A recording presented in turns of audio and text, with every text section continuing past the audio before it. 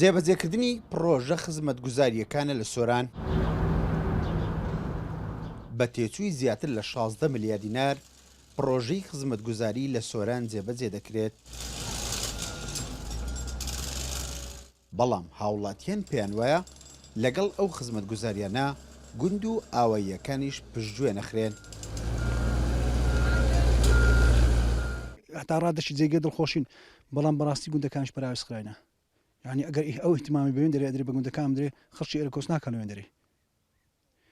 یەکێک لە هۆکارەکانی کۆچکردنی خەڵکی لە گوندی لۆشاری لێرانە ئیش کار و کەسابەت نەمایە بەڕاستی.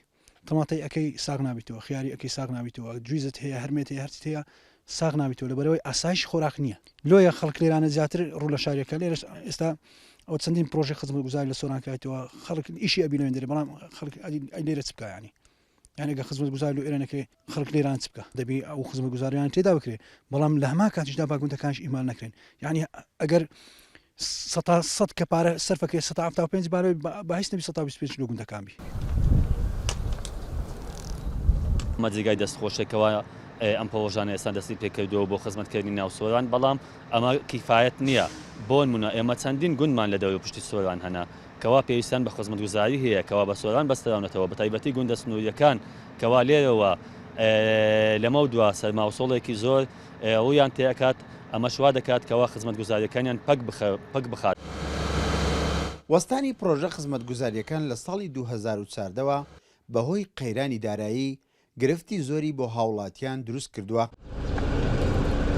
ئەو بڕەپارەی بۆ سۆران تەرخانکراوە دوایبوونی بە ئیدارەی سربەخۆ ناتوانێت پێویستی هاوڵاتیان پڕ بکاتەوە و کێشە و گرفتەکان چارەسەر بکات. حاڵی حاضر 21 پرۆژە خۆشبەختانە کەوتونەتە واری جێبەجێکردن کە ئەو پرۆژانە نێزیکەی 9 ملیارد گوژمەوی 9 ملیاردە کە لەسەر بودجەی تایبەتی ئیدارەی سەربەخۆی سۆران دەکرێت و هەروەها 12 پرۆژەی دیکەمان هەیە لەسەر پرۆژەی پەرەپێدان کەویش گوژمەوی نێزیکی 7 ملیاردە واتە مەجموعیوی دەکاتە نێزیکەی 16 ملیارد. پرۆژەکان ئەنواع پرۆژە لە خۆ دەگرێت کە زۆرتریان ڕێگاوبانن بۆی کە بتوانین خزمەتگوزاری زۆرتر بدەین بە هاوڵاتیە. کەمی خزمەتگوزاری لە گوندەکانی سنووری ئیدارەی سۆران وای کردووە ڕۆژ لە دوای ڕۆژ کۆچی گوندنشینان زیاتر بێت.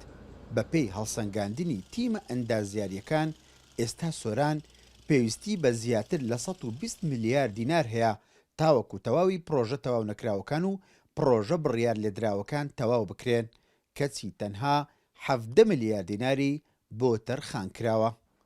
ئیسماعیل عوسمان، کورسات نیوز، سۆران.